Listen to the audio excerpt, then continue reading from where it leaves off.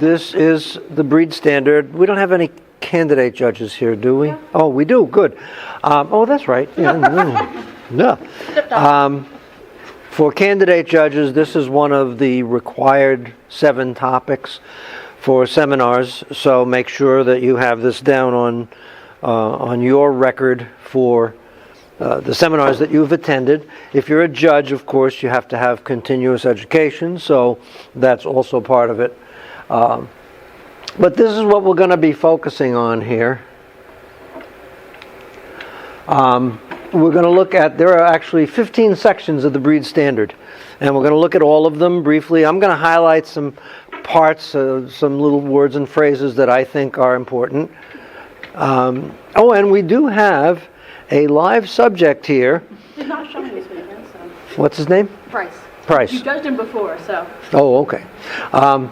So I'm going to occasionally refer to the actual body of the dog here with Price, but seriously, it's not even a big group. So if you want to just get up and touch the dog for something that I'm talking about, that's fine. There's no problem. He's very compliant, right? He is. You can handle his dog. Okay. I'm also going to be speaking, now this is not just for judges, so if you're not a judge and you have no wish to be a judge, it's not a problem. If you're a breeder, you're going to want to evaluate your puppies. If you're an exhibitor, you want to know what you're looking at. If you're just sitting in the audience watching the dog show, you want to know what you're seeing. Why is the judge making these choices? So I will discuss a little bit about how a judge can discern how closely each entry conforms to the breed standard, because that's what we're tasked with. We are tasked with finding out how each entry conforms to the breed standard. There'll be a few comparisons to the AKC and UK breed standards, a little bit of history, and since I'm a teacher, lots of pre-tests. I like pre-tests. I think pre-tests are better than post-tests, because if you answer a question on a post-test incorrectly, then you figure like, oh my God, I failed this because I really didn't learn anything. But this kind of gives you an idea of where you stand before I show you what I have to offer here. So there'll be a bunch of pre-tests. Be ready for them. That's what the cards are used for. And when you answer with your cards, you just hold them up so I can see them. Please try to resist peeking at other people's answers. It's like, he put up B, okay, it's B. We don't really want that. We want your opinion. I'd like to assess where everybody here stands. Cheat from the right people. And then, right, yeah. There are people you would cheat from. Yeah. Just don't get caught. Whose cards are you looking at? So, without further ado, let's go to pretest number 1. We haven't talked about, and again, each one of these pretests is going to be geared to what we will be talking about. Can everybody read that okay? No, I think you should read it. I can read it out. I hate, though, when people do PowerPoint presentations and read everything to you. I try to resist that, but I will. What part of the dog's body is described in more sections of the breed standard than any other? Remember, we said there were 15 sections in the breed standard. Okay? It's A, the body, B, the legs, C, the coat colors, D, the head, E, the shoulders. And if you not only know which one it is, but how many sections refer to that part of the body, that's like bonus credit for yourself. We're not scoring anybody, but you can brag about it. So hold up your cards when you think you know the answer.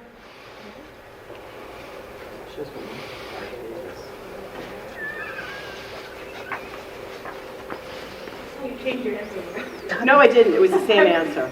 I waffled. God, I guess I did too. Now you know why I'm not the judge. Okay, I see mostly A's and D's. In fact, I think I see all A's and D's. And some of those are right. It's actually the head. If you want I waffled correctly. Change your answer. I was waffling back and forth on D. Yeah, it's if you look at, unless you want to extend the meaning of the body to include the head, well then fine, then that would be the right answer. But when we talk about the body, usually we're referring to this part of the body here. That would be, and that is referred to. But does anybody know how many sections of the 15 refer to the head? We got 5. For the head. Do I hear 6? It's actually 6. Yeah, there are 6 sections. If you include the head, the eyes, the ears, the different, the nose and muzzle, there are 6 sections, and we'll be talking about those. Second question on pretest number 1: the first section that you find when you read the breed standard, our breed standard, what is it? Is it called general? Is it called temperament, movement, the head, or eyes? Let's see those cards.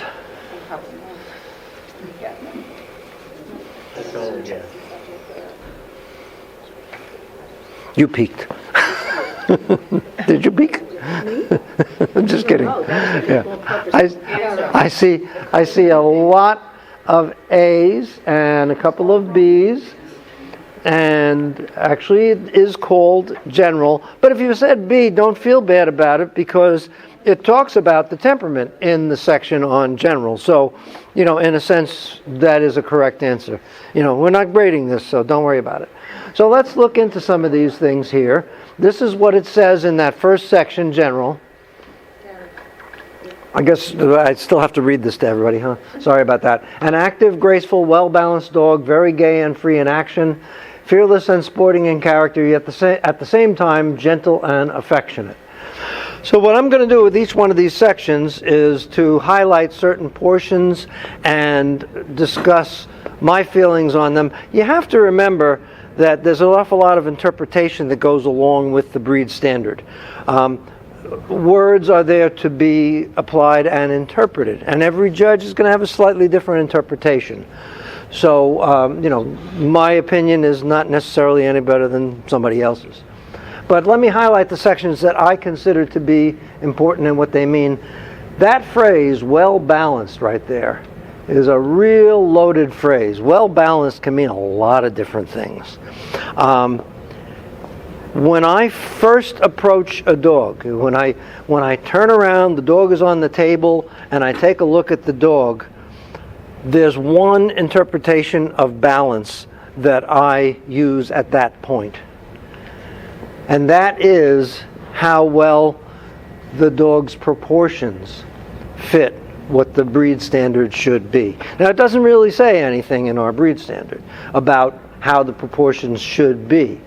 But most people interpret it to mean that if you look at the general shape of the body, and I look at that little rectangle there, which starts at the ground, goes up to the top line, and goes up on the left side from the foreleg. On the right side, it goes up from the rear pastern. I look at that rectangle.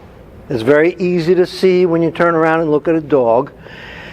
And I like to see it not quite square, but just a little bit longer than high. If you were judging from the AKC standard, the AKC standard is a lot more specific, but I don't think it's as easy to apply. The AKC standard uses a slightly different rectangle. They use a rectangle that goes from the ground up to the top line, but goes from the forechest here, the point of shoulder, right? Point of shoulder is a bony prominence that you can feel right here, to the point of buttocks, which is right back here, the rear of the pelvis. I find those points a little harder to see, especially in a dog that has a lot of coat, than what I use. But their breed standard says that it should approach squareness, but be slightly longer between those 2 points than it is high. Okay? By the way, if you have any questions, please, I like to have a little interchange of ideas. Don't ever feel like you have a stupid question. I taught mathematics to teenagers for 44 years. There is not a stupid question that I have not heard before. So if you want to, if you think it's stupid, Like a challenge. Yeah, it is. The only stupid question is the one you don't ask. So if you have a question, or if you have a comment, because we have a lot of experienced, smart people here. So if you have a comment that you'd like to contribute, it's more than welcome. So anyway, that's the first impression of balance that I get. But balance can mean a lot of other things. When I look at a dog moving in profile, I don't know, I hope you can see there are these little green arrows here and here. And that's pointing to how far the front paw is extended and how far the rear paw is extended, which we usually refer to that as reach and drive. And I like to see a dog that not only has good reach, not only has good drive, but they're balanced. I look at the lines of their legs, and I like to see roughly the same angle along that front leg as I see in the rear leg. And that's another measure of balance. You can have a dog that really doesn't have a lot of reach and drive, but if it's balanced, it's going to move better than a dog that has a wonderful front end and a terrible rear end, or vice versa. So balance is one of the things that's described in the general section, and I think that's a very important factor.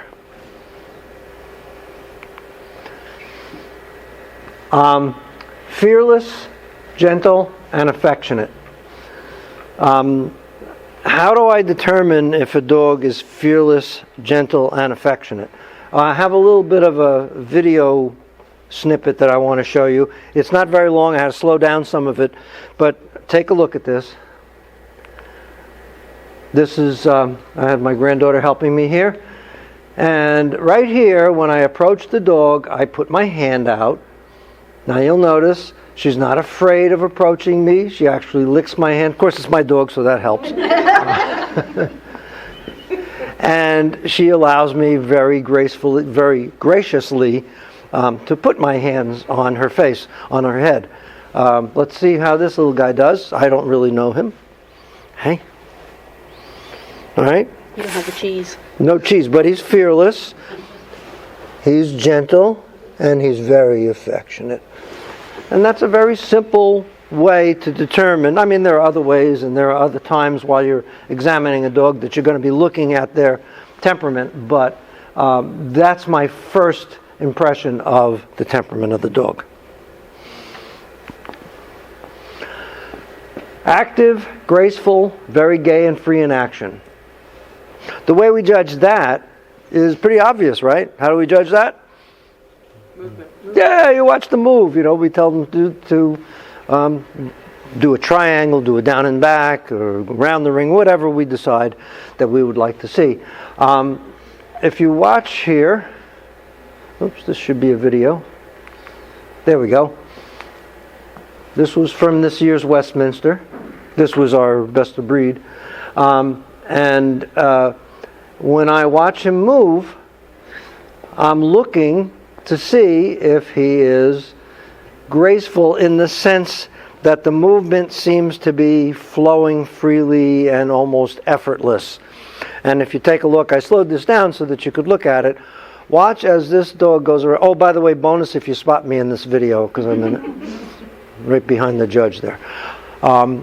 As this dog goes around the ring, just take a look at how nice and smooth that action is. It doesn't look like he's working very hard. And that's one of the ways that we can determine if they fit that part. I like to use the word fluid Mm-hmm. because it's just like a floating kind of fluid, effortless movement. Yeah, absolutely. I think I've even put that into some of my critiques. So You've probably seen it in some of mine. I probably, yeah. Oh, yeah, I do copy sometimes. So, yeah. Says the man who sipped our cheek. All right, so that was we can't spend too much time on any one section because otherwise we'll be here all night, and I know some people have things to do.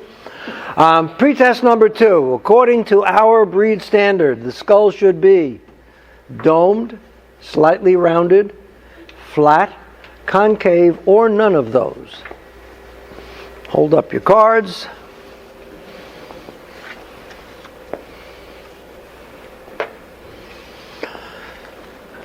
I am seeing all B's and C's, basically. Actually, one of those is right, and the other one is very, very close to being right. The right one is slightly rounded. It's supposed to look flat once the ears are on. Well, that's, Parents of this is a pretest. We'll be talking about that. Question? Oh, no question 2 there. Okay, so this is what it says about the head. Skull is slightly rounded, without a dome or peak. It should appear flat, not be flat, but appear flat because of the high placement of the ears. Now this guy, if you look at the top of his head, it looks like you could eat dinner off of there. It's a nice flat head. But actually, if you look at where the skull is, I tried to approximate where his skull is with that yellow circle. That is definitely rounded. And you can feel, you put your hands on it, obviously, you don't put your hands on the top of a dog's head and go boom, it's flat. It's rounded. So I can come over here and I feel it's rounded, but if the ears are placed high enough, it's going to have that flat appearance. That, by the way, is enhanced when the dog is more alert, which is why we make silly noises when we want our dogs to look their best.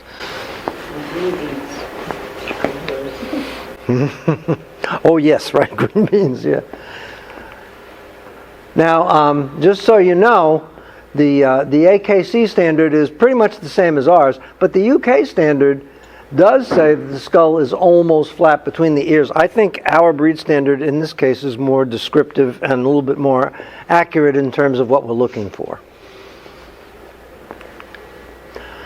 On to pretest number 3.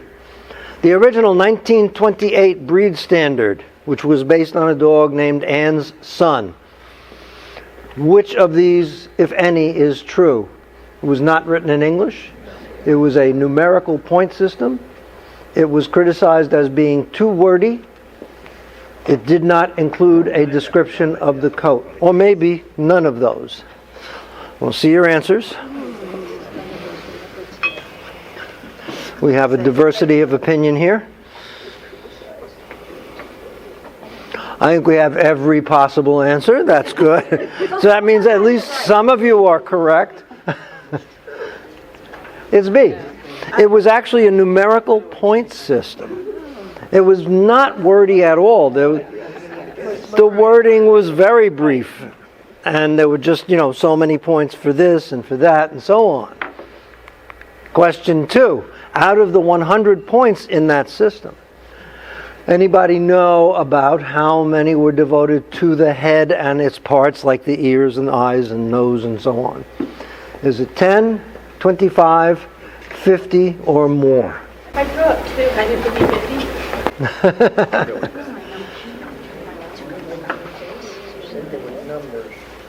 50. One of those is a correct answer. None of them? One of them is. Again, we have a nice diversity. This is great. I love to see this because that means I can tell some people some things they might not know before they came here. But I do see an awful lot of people saying B and an awful lot of people saying C. I don't see too many D's, but believe it or not, it was 55 points. If you added up the skull and the nose and the ears and the eyes and so on, 55 points devoted to the head. I mean, it's no wonder people talk about Cavaliers as a head breed, right? It's a very important component of judging a dog. And we don't ascribe points anymore to our breed standard, but, this is what we came from. This is where it all started, was in England. And by the way, I'm glad nobody put A for number 1 because it was done in England, so I would hope it would be written in English. So let's take a look at some of these things. This is what it says about eyes. Large, round, set well apart, color warm. I don't have to read the whole thing, I hope. But I'm going to highlight certain portions of it that we can talk about here. Large, round, set well apart, color a warm, very dark brown, giving a lustrous, limpid look. This is the same dog, actually. I think in this pose, you can see how nicely set apart those two eyes are. And she's a little bit more alert. In fact, if you want to go back to talking about the ear set, you'll notice that the head looks more domed when she was relaxed than when she was alert here. But in the relaxed photo, and in both photos I think you can see large, brown, dark. I think in this picture you can see more of a lustrous, limpid look, because she's very relaxed and she's just kind of like, here I am, I'm beautiful. So I think that's a pretty good illustration there. Slight cushioning under the eyes. These are two dogs that I bred. Can you guess which one we kept and which one we placed? All right, that's not a big contest, is it? All right. Obviously, we kept her. This one, it's a puppy picture because we didn't have her any longer than when she was puppy. Anybody know why we like this one a lot better than that one? A lot more feel in the muzzle and under the eyes. There are a bunch of things, but yeah, on the muzzle, there's no cushioning. You can see what we mean by cushioning under the eyes. If you look at her, right in here on the side of the muzzle, can we show on this guy here? The cushioning is going to be right in here. All right? A lot of people think of that as enhancing the muzzle, which it does, but it enhances the look of the eyes too. That girl over there has very little cushioning, and it doesn't give her the same expression. Right? The first one looks more eager. Well, yeah, she was looking at me. Well, they were both looking at me. Okay, pretest number 4. In our breed standard, which word is used to describe the stop? We all know what the stop is, right? In case we have any novices here. This is the stop right here. Okay. Gentle, shallow, moderate, or deep? Most of you said C. I see a B in there. Okay. Yes. If you said C, the AKC standard does say moderate, but our breed standard says shallow. Now, I know a lot of people right now are saying, what? Shallow? That's not a... We'll talk about that in just a minute. But first, we got to do question 2. What does our breed standard say about the length of the muzzle from the stop to the tip of the nose?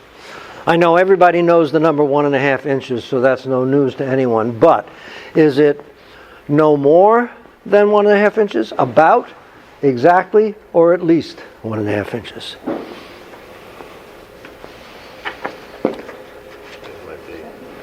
I see a lot of B's, a couple of A's, a D. Okay. It is D. Again, if you said about, well, the AKC standard says about, the UK standard says about, our breed standard says at least. I don't see you out there with a ruler. I know, we don't measure. We also, yeah, most of it, I mean, one judge I spoke to one time said that he could do his entire table examination blindfolded and he wouldn't be hampered at all. I don't think I'd go that far. But, you know, I mean, you can do this and tell just with your finger how far down it goes. Or you could just sort of, you know, eyeball it and see if it looks in proportion to the dog's head. Pam? Someone used the thumb. The thumb. Yes, I never used my thumb.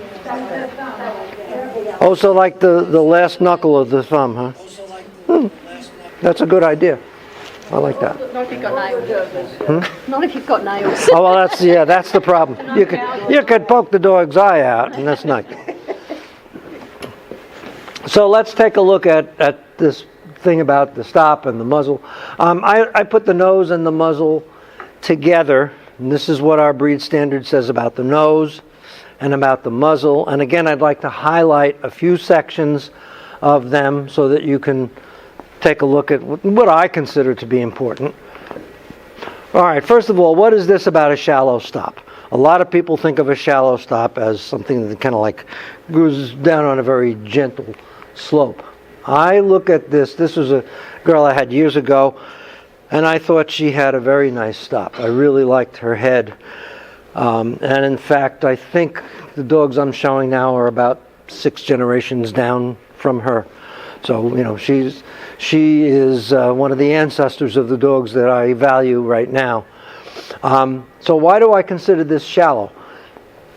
I think you have to talk about a comparison.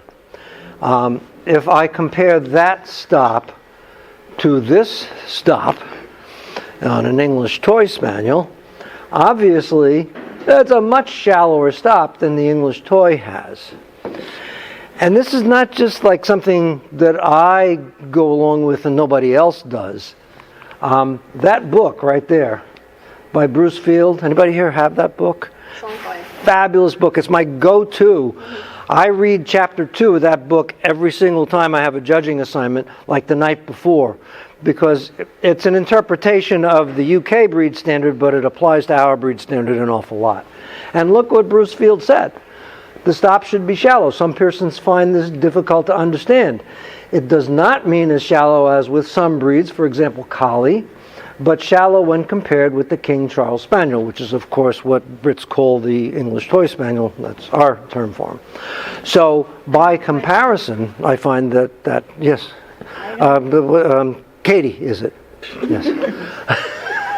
Really do. It takes me a long time to learn the names of my students, so, I get confused when people say shallow, because to me that means there's no depth to it at all.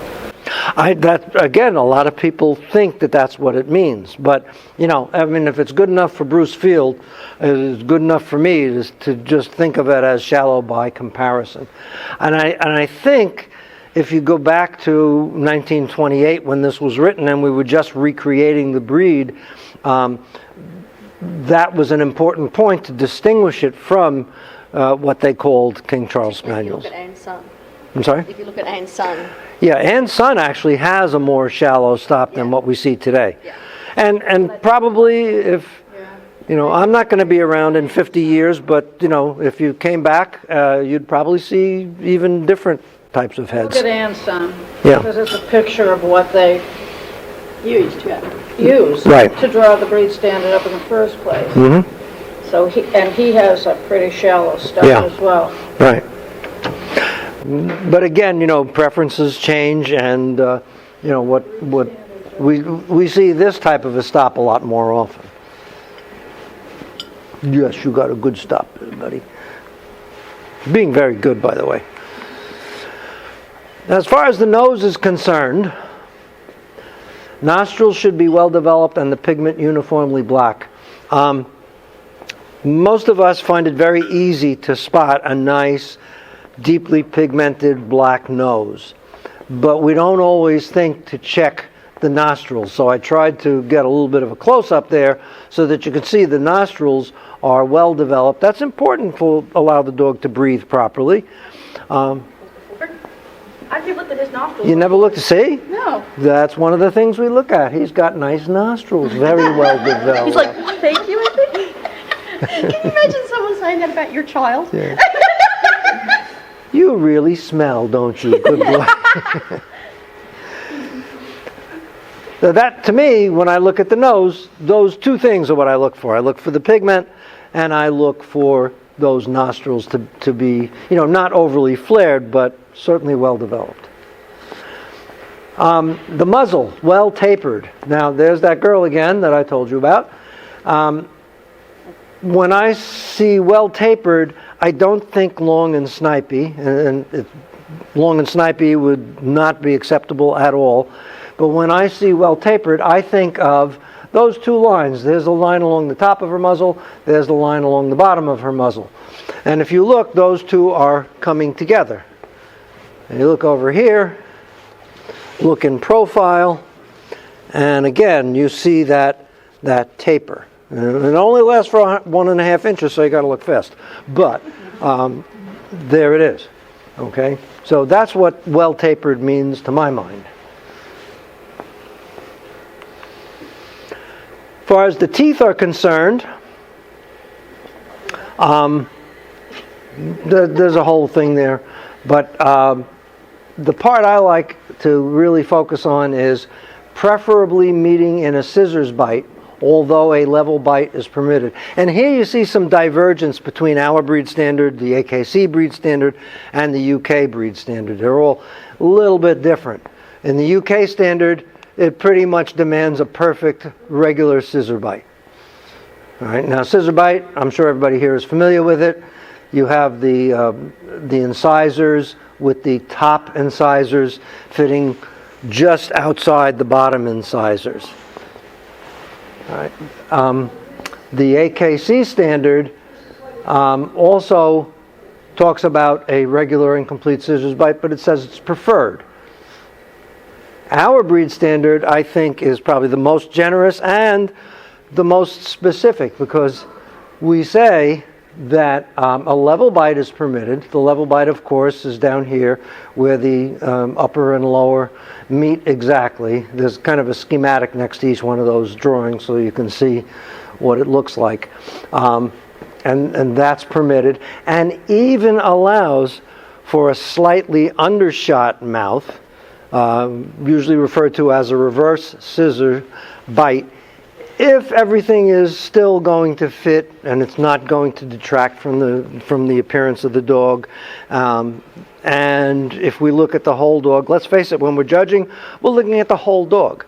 And if I've got a dog that's spectacular in every way and maybe has a slightly undershot reverse scissor, I would have no problem giving that dog more than just a class win.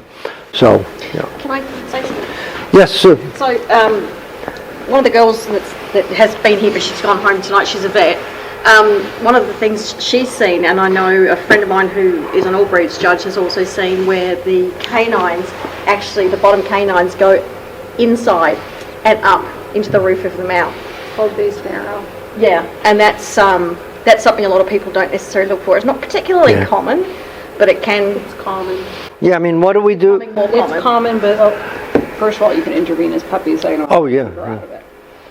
But then again, what do we do when we show the bite to the judge? Yeah, you don't even see the canines, really. And if Depends, because some judges prefer to look at the side, but I mean, Yeah. because I know there was a dog, and the judge actually put it back on the table to show it to the exhibitor what she was talking about, because it can open up, like, Well, it's just painful because if the canine is making contact with the upper palate, that's a traumatic occlusion is what we would call it. Yep. but So yeah, there's lots of bites that are correct and incorrect, but when it's a traumatic occlusion is when you intervene. Right.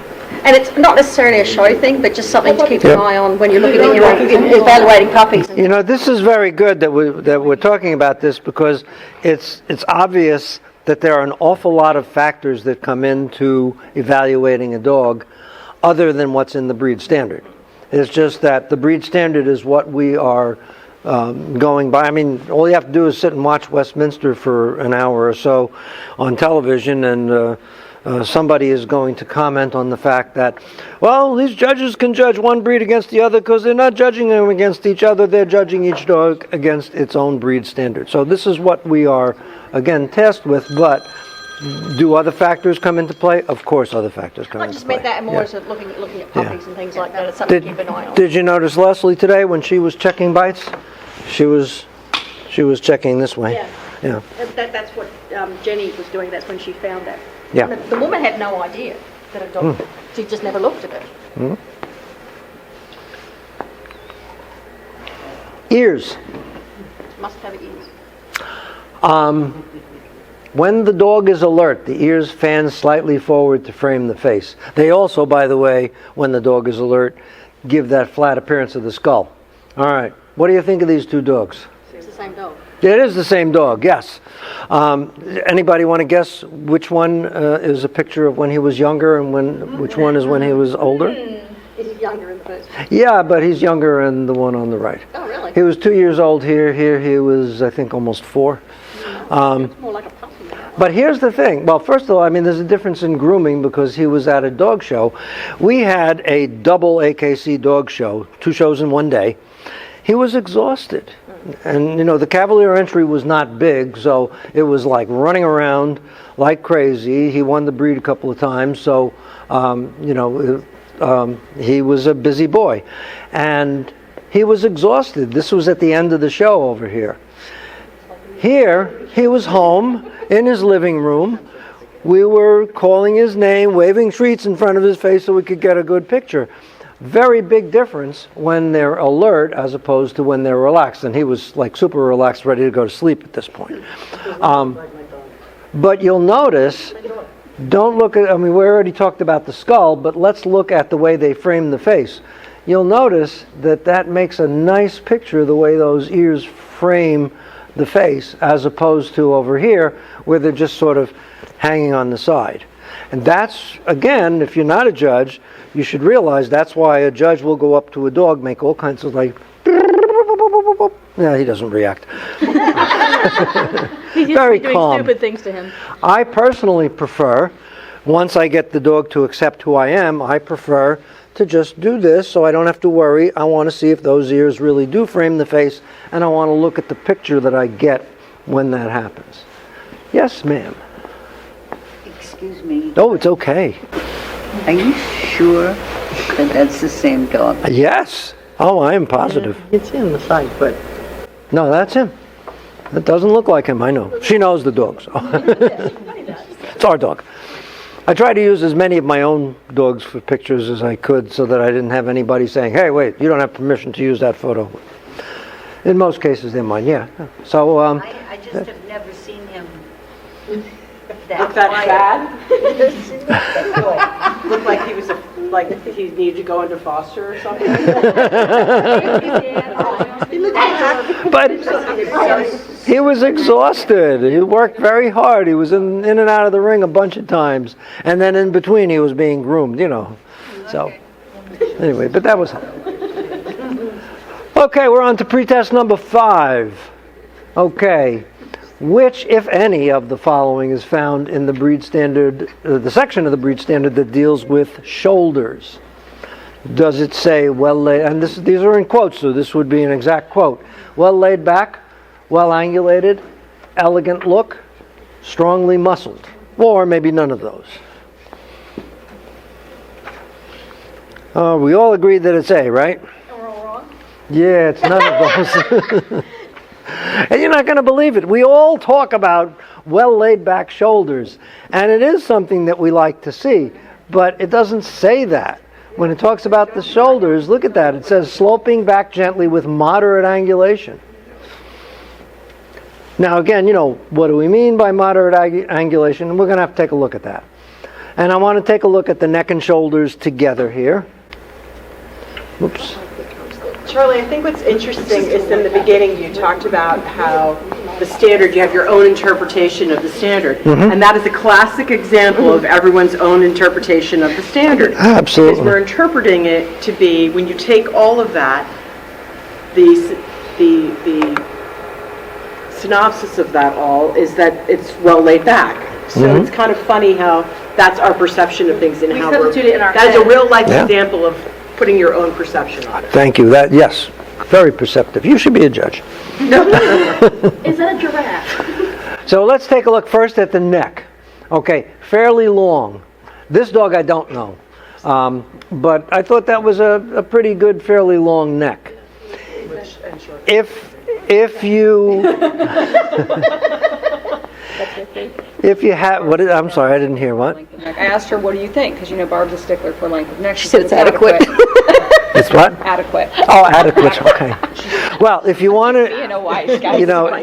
if you're not experienced and you want to know, how can I tell if that's enough neck? One of the little guidelines that's very handy, and I've occasionally kind of leaned on it myself, is to look at a couple of lines.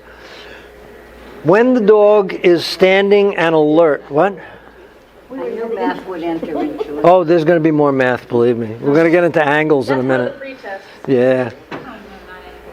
When the dog is standing and alert, like when they're lined up in the beginning or when the judge is making a decision. Can you line him up? No, just on the table. The line that is the extension of the top line should be, actually the head, I should say, should be completely above that line. And the head should be completely forward of the line that's the extension of the foreleg. Right? A well-constructed dog with a good neck is going to have his head in that little quadrant in the upper left. And you can see, forget about the ear feathering, the head itself is completely in that quadrant. So that's a little bit of a help. And by the way, this is something I went to a seminar years ago given by, I can't even remember who it was somebody who was really, I think you might have been there. Who was it that gave that? Do you remember?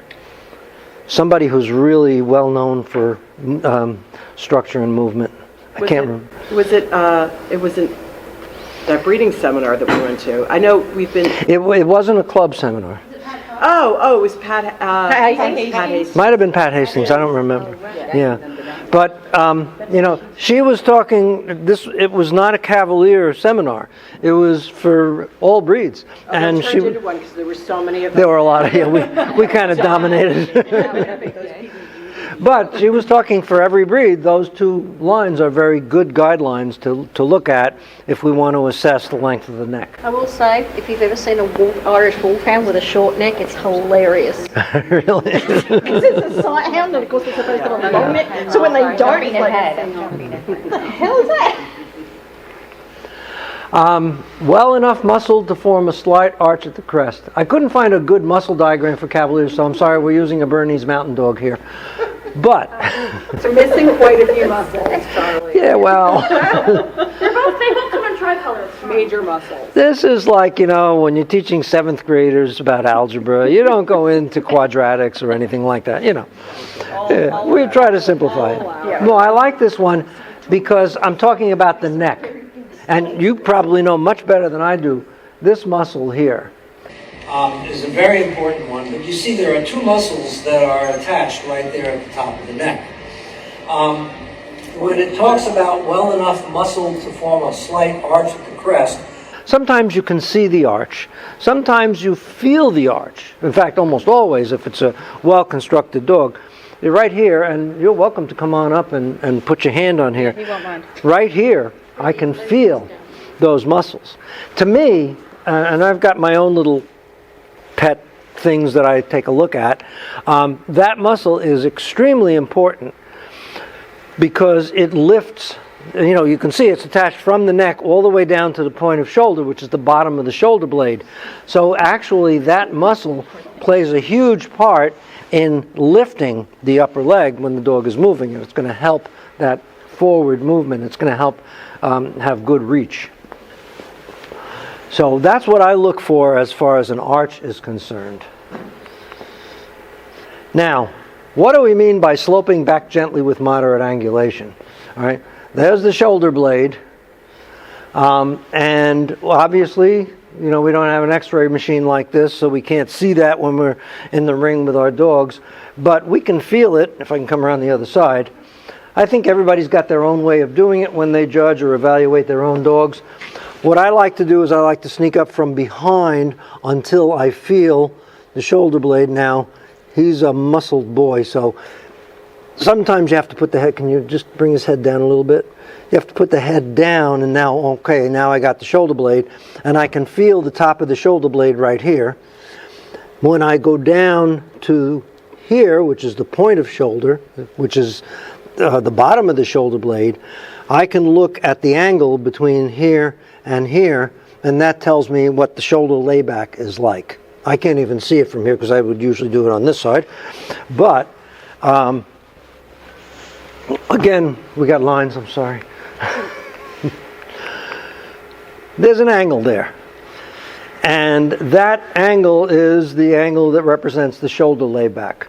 The classic conception of shoulder layback is that a really well-constructed dog should have a 45-degree angle between the shoulder blade and the horizontal line.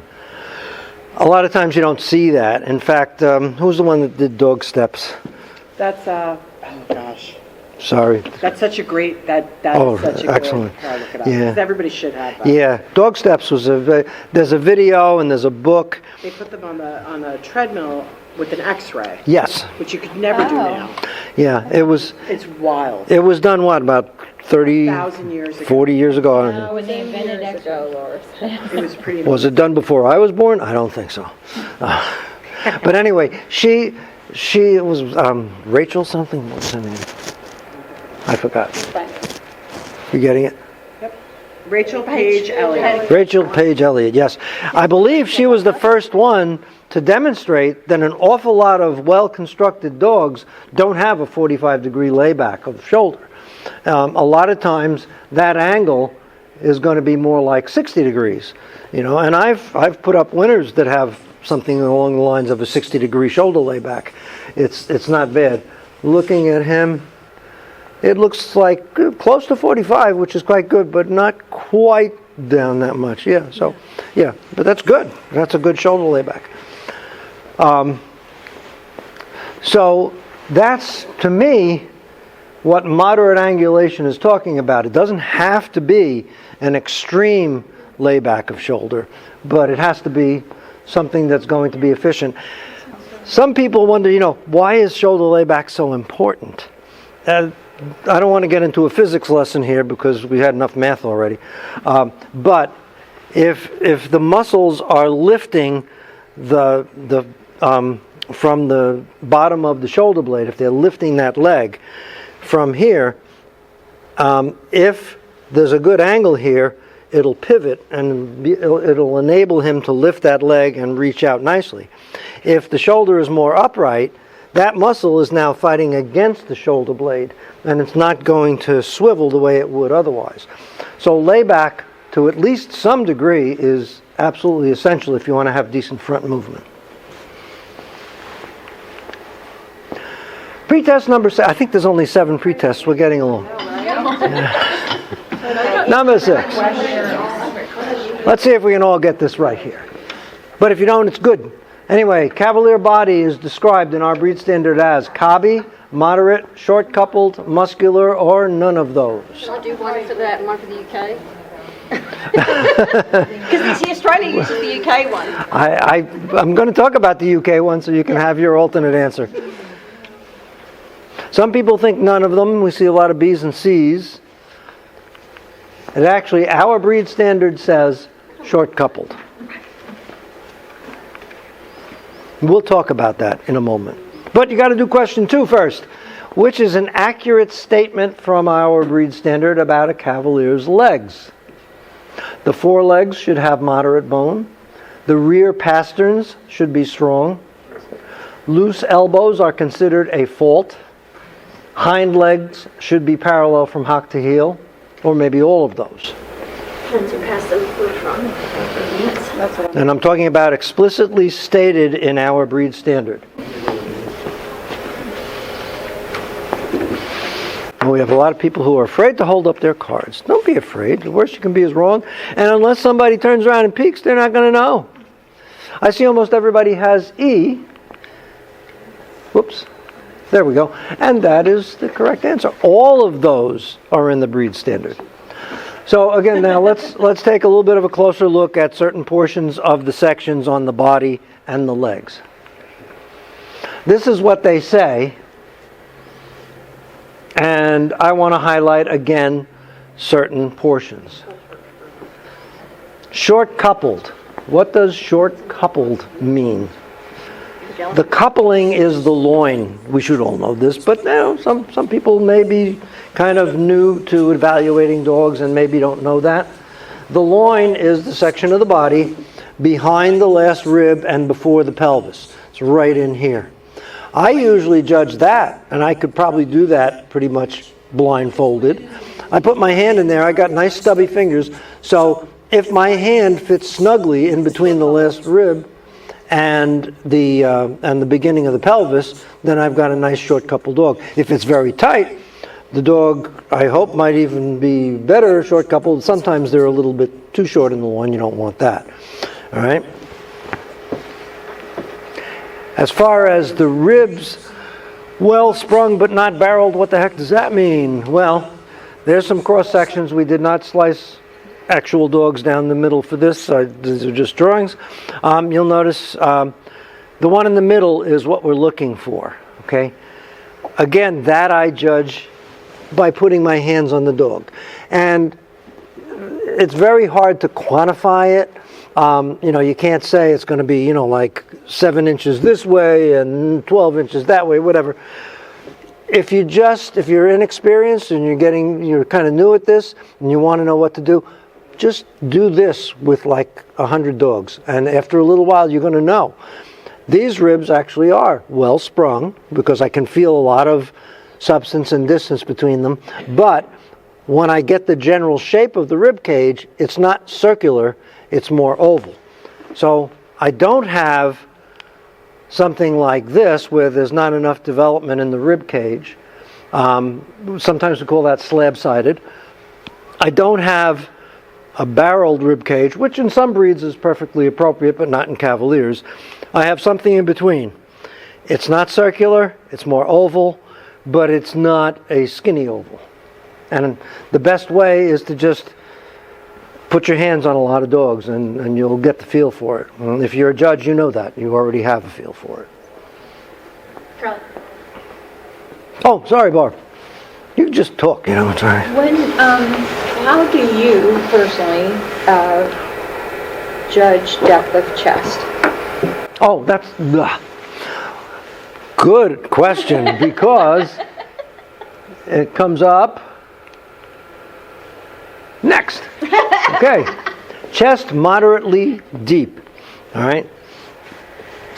How do I judge? And I think most people probably do it the same way.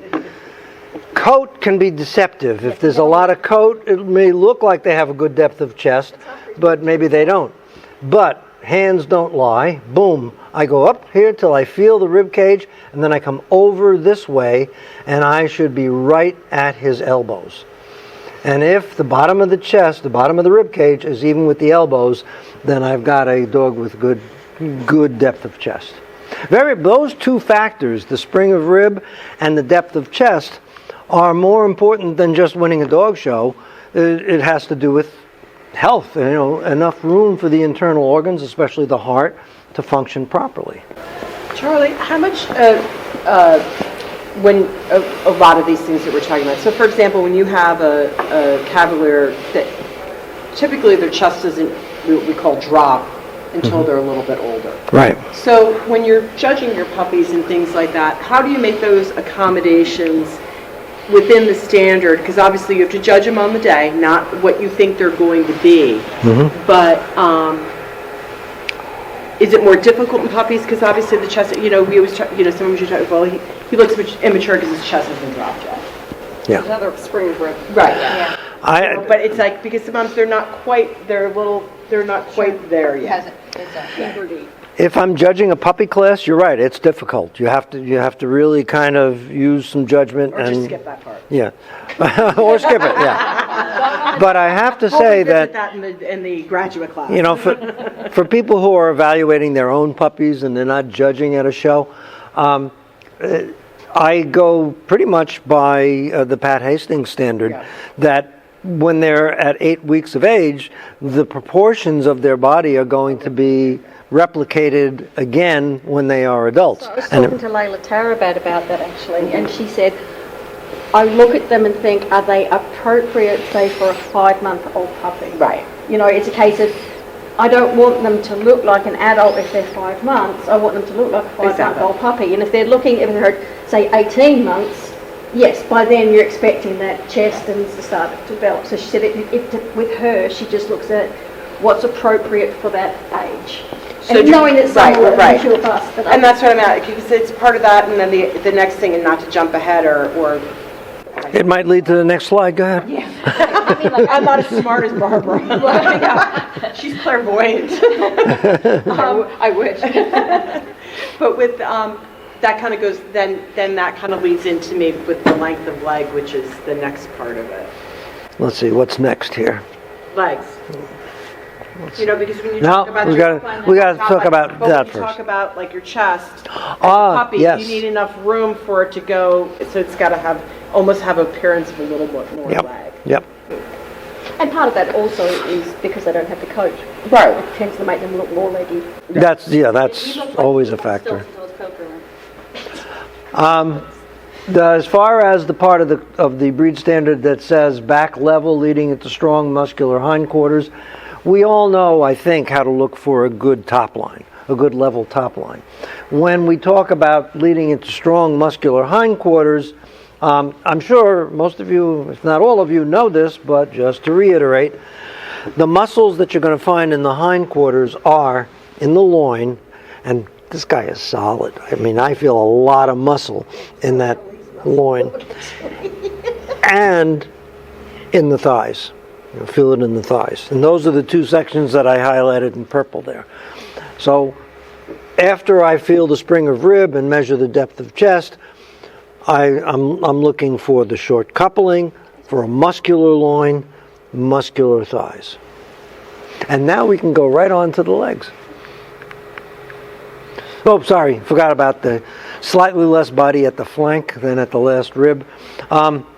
Anybody here a butcher or married to a butcher or no? Okay, me neither. But if you consult with the butcher, you'll find out that the sirloin steaks come from up here, and the flank steaks come from down there. The flank is right below the loin.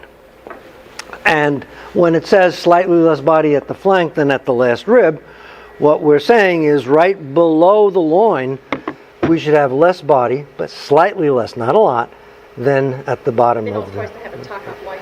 Yeah, and again, it even says that. Does it say that? Yes, no tucked up appearance.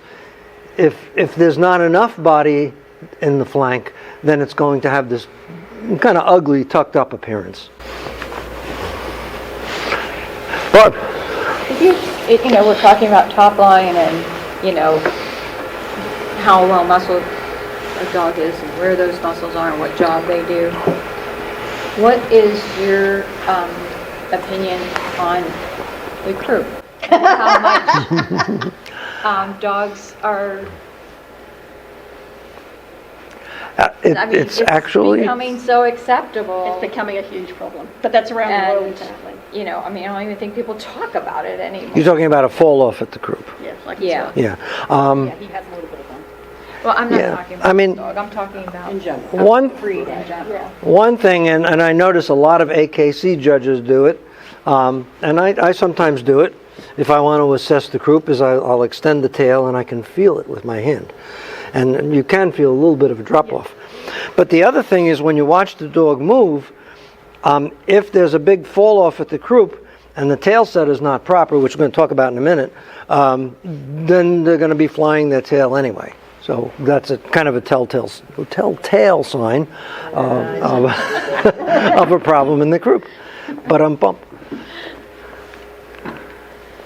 Okay, forelegs straight, well under the dog, bone moderate, elbows close to the sides. That's a loaded sentence right there. Although, not really a sentence, there's no verb, but it's all right. This was a puppy that we were evaluating. Those are Katie's hands right there, look at that. And she was holding the puppy while I was taking pictures so I could take a good close look later on. There are a lot of problems with this puppy which, would... Not really problems, but reasons why we would not keep him to show or breed. But I have to say, I liked his forelegs. They were nice. With a little help from some illustration here, you can see the forelegs are straight. Moderate bone, we all know how to judge bone. It's just a matter of making sure there's enough there, but you can usually see it, unless there's an undue amount of coat, which you might have to put your hands on it. But you can usually see that there's sufficient bone. Doesn't have to be a lot of bone. It says moderate there. Elbows close to the side. If you look at the elbows there, you don't see them poking out. And you can also see that in the movement, which is why we usually have a down and back, so that we can see if the elbows are sticking out. That's usually fairly obvious, and it kind of messes up their front movement. That circle doesn't show up real well. There's a circle there, or an oval shape there. That kind of approximates a cross-section of his rib cage, so that you can see that those forelegs are positioned under the body. Without the aid of that, you might think they're right at the side, but Katie's hand is kind of covering up the edge of his body, and it actually extends out to there. Can I say that's why it's so important to see a dog when it moves? Because you can stack a dog wide. He's not that wide in the front, but he looks it, and you also can stack them really close together. Yeah, right. But when they move, they can't stack them a certain way. You watch them come at you, it only takes about 4 or 5 steps, and you say, that's good, or I don't like it that much. No, it's a good point. Thank you, Flynn. All right, well, we were talking about spring of rib and coupling and muscles, and continuing with the examination from the ribs to the loin, we get, and then the muscles in the thigh. While your hands are there, this is again something I do by feel, not by sight. I just come around the stifles here, which is the knees, and if I get anything from up here to down here that approximates something close to a quarter of a circle, then I know that I'm dealing with a dog that has very good turn of stifle. And then that's where we find it there. If a dog does not have good turn of stifle, your hands are not going to turn at all. They're going to be quite straight. And You can tell if you pull their back leg out. Like if it looks more like that. yeah, right. Yeah, this would be not much turn of stifle. But of course, this is measured when the dog's pasterns, the rear pasterns, are vertical. So that's why you're going to see an awful lot of judges, most of us do it, make that little adjustment. If you are an exhibitor and not a judge, and you wonder, oh, I must have made a mistake because the judge changed the position of the dog's leg. No, we're just trying to make a fair assessment. So we put those rear pasterns in the right position so we can judge the turn of stifle. Charlie, quick point on the pasterns, and I don't mean to cut you off, but quick point of keep your dog's nails short. Keep them short, keep them short, keep them short. Because we see so many loose, I see a lot of loose pasterns, and it's because Yeah. When you've got nails that are long, it tips your back. and you really, so it's something, and as Cavalier people, we kind of don't always do it because it's not their preference, and they've got slippers, and It's not their preference. it's not their preference. And that's a very good point, Laura. And another thing that what I like to do, I don't see a lot of judges doing it, but I usually give a little wiggle right here at the hock to see if, and you can feel if it's like blah, blah, blah, or nice and solid, there's a big difference. Oh, I'll repeat it. But not him. There's just an example. As far as the hocks well let down, I think we all know the general rule of thumb. The hock, by the way, some people think that the pastern is the hock.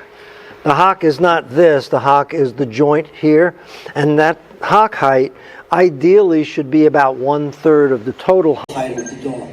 Okay, so this picture, that's another dog I don't know, but nice hock height is almost exactly what you have.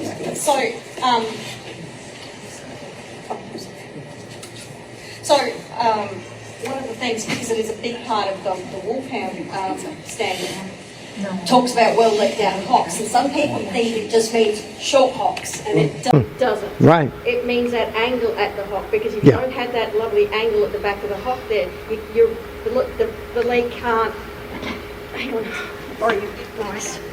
It can't flex, it can't bend that way, then go that way. If there's almost no angle there, then, because everybody usually sees that, but they don't necessarily, because of the feathering, don't see that. And that's also important. Yep, absolutely. To help give them that movement for the drive. And as far as that last part, the hind legs viewed from the rear should parallel each other from hock to heel. I think we all realize that when a dog gets moving, they tend to converge a little bit, both front and rear. It's a natural occurrence. You get that convergence. This girl, who did quite well during her career, you can see if you take a look at the upper rear leg, you can see that it's converging. But if you just look at this pastern from the hock to the toe, to the heel actually, they should be as close as possible to parallel. And that's what we're looking at. And again, when we have the dog moving away from us, that's what we're looking at.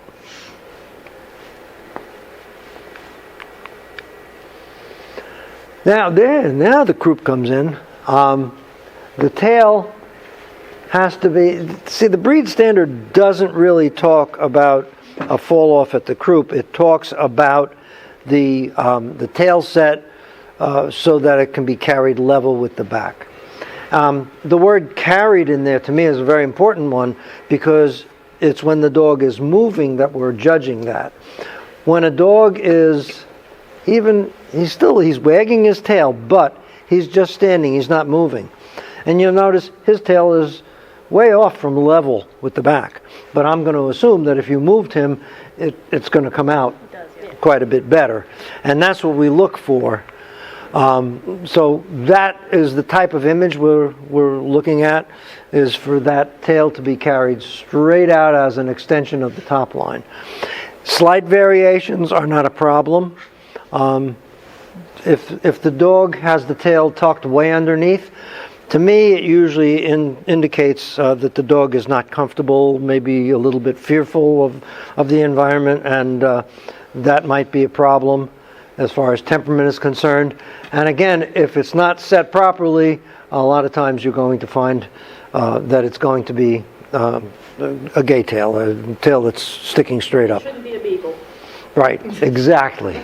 That's it. So, and did we all know that docking is I've never seen a dock tail. It has to be 3/4. Yeah. They do it a lot more in the English toys. Oh, really? Yeah. Yeah, but it's always been acceptable, but it's only 3/4. I just find it amazing that they talk about docking because I honestly myself, I've never seen a Cavalier with a dock tail. Pam, you have? Okay. Well, I bow to your experience because you have more than I do. So that's To tell them about. Oh, and I have, yes, we have a puppy. If you look at my little boy who's in junior puppy dog, he docked his own tail when he was a little younger. Well, only by about that much, but he got scared and he jumped and he got his tail caught in some metal thing, and then I was feeling his tail to see if he was all right because he was kind of crying, and this little tiny chunk came off in my hand. I said, "Oh well," but he's all right. He's fine. Oh, blood all over the place. Oh, yes, because then they wag their tail and the blood sprays all over the place, on the walls, all over. Well, the good tailors can be docked. It's like within the first 3 days of life.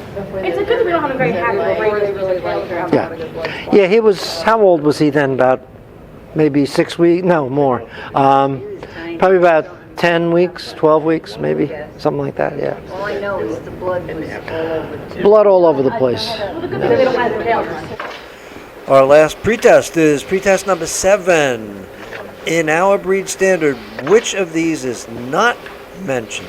Red ears on a Blenheim, a white blaze on a tricolor, rich red on a ruby, tan markings under the tail on a black and tan. Only one of them. So we know the answer, but I'll bet that we didn't know that among those 4 things, the presence of a blaze on a tricolor is not mentioned in our breed standard. The AKC standard does mention a white blaze, but it does say between the eyes. This girl has a white blaze between her eyes. It's kind of narrow, but it's there, and it doesn't extend up any farther than between the eyes, but it would seem to meet the breed standard, which is kind of interesting. But red ears on a Blenheim, rich red on a ruby, tan markings under the tail on a black and tan, those are all mentioned. And a tricolor. Well, yeah, we're going to talk about that as soon as I can. But let's do question 2 because the answer is not there. In our breed standard, it calls for feathering in all of those except the chest, the feet, the legs, or the tail. So, last chance to use our cards here. Which one do we think is not mentioned?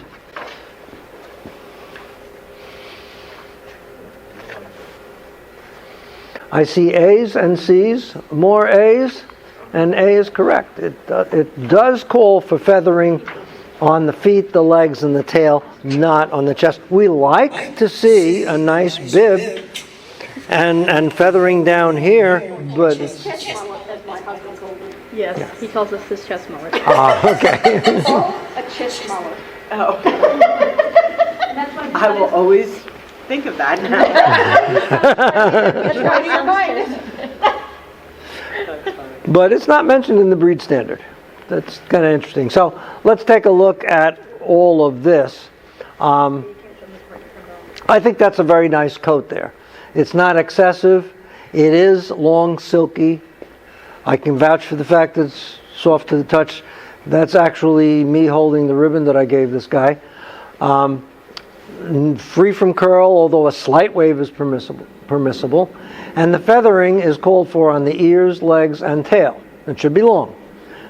Feathering on the feet, the slippers, is a feature of the breed. I have this, one of my favorite memories, well, not favorite, but one of my most interesting memories is years ago we brought, before we were doing a lot of our own grooming, we brought this girl to a groomer before a dog show. Trim the slippers. So we went to the dog show. Liz Spaulding was judging. And this was a nice girl. She did very, very well. But I think, where did Liz put her? Last place? What did she? I think she was like 4th out of 4 or something like that. And then she called me over when we were done. She said, you know, this girl is really nice, and I would have given her the class, but I just can't do it with those feathers trimmed. So on the slippers. So it's an important thing. It's a feature of the breed. So, you know. And the groomer that did that had Cavaliers. Yes, I couldn't believe it. We haven't spoken to her in years. I was ringside Clearly with a judge one conspiracy. time in AKC going in for an handler group. He said, I don't know how you guys do it with those Grinch feet. And I was like, well, I mean, he's trimmed off now, but I was like, well, I handler really gave him my placement in the group. I'm like, you're supposed to have them. Yeah, I know. Well, I've had comments like that from judges myself. I know what you mean. I've had cuts from other exhibitors too. Can't I just trim it? No! But Yeah. just no! Now, as far as trimming is concerned, our breed standard is not quite as stringent as the AKC standard, which states that it's actually grounds for dismissal from the ring if they are trimmed, if it's obvious. But no trimming is permitted. Obviously, the hair between the pads on the underside is okay. And you know, Jeff, I think you mentioned something about measuring. We don't measure the height or the weight, but we all know those numbers. And again, it's very loose. It says these are ideal heights and weights. Slight variations are permissible. The English standard doesn't have a height. The English standard. Right, yes, right. It's 12 to 18 pounds, the English Yeah. standard. Yeah. Oh, yeah, there are differences. And if you look at the history of the breed standard, it has changed actually over the years. The last thing I want to talk about is the colors. Again, if you look at the Blenheim color is described as, of course, his ears must be red, a wide white blaze between the eyes, between the ears, sorry. So we expect that there's going to be a blaze that is going to be wide between the ears, all right, and a Blenheim. It doesn't say anything like that under tricolor. Doesn't mention blaze at all. The Blenheim spot we like to see. Yes, I saw. Clearly says that it's highly desirable, but not essential. So, personally, when I'm judging, it's a nice touch if I see it, but I'm not going to let that in any way be the deciding factor unless I got identical twins in front of me except for the Blenheim spot. That would be about it. As far as ruby is concerned, you know, that's pretty simple. It's all one color and it's a nice rich red. and Susan, you were the one who brought up the tan, right?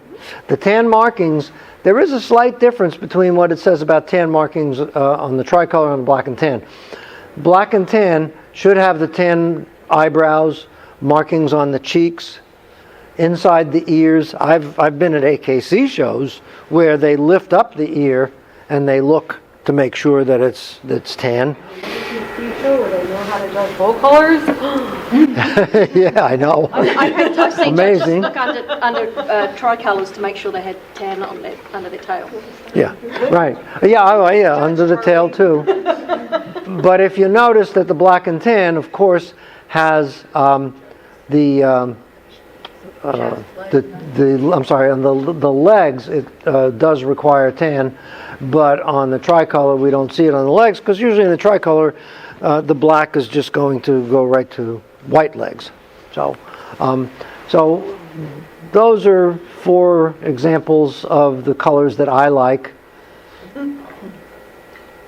And I think those were all the points that I wanted to bring out about the colors.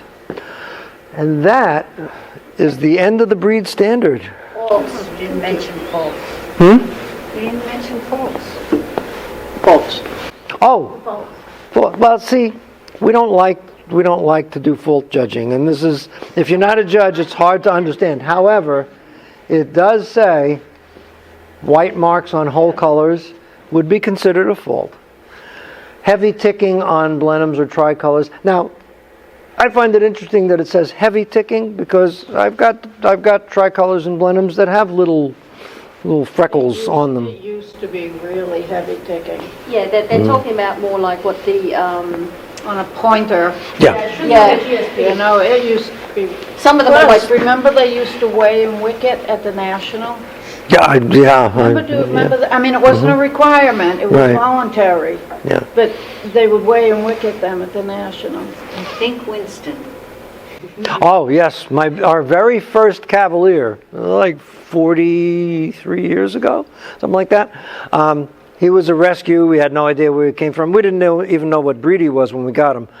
Very nice dog, but totally unshowable. I mean, he was like freckles all over his muzzle. He was a great pet, and he got us interested in the breed, so, that was it. His fault. So, that brings us to the end. And one thing, if you are a judge and you would like a certificate of completion, there's my email address. Very easy to remember. It's my name @gmail.com. And that's our website if you lose my email address. Photograph? I still have mine. Do we have an autographed photo that comes with it? Of me, you mean? Well, you should, yes. Susan's referring to my YouTube channel, which I get recognized at dog shows fairly often. People coming up to me saying, "Oh, I watch your YouTube channel all the time." Feel free to email me if you want a certificate. If you would like a copy of this slideshow, I have a PDF version that I can email to you easily. If you'd like that for your records, for reference, whatever, I'll be very happy to email that to you too. All right?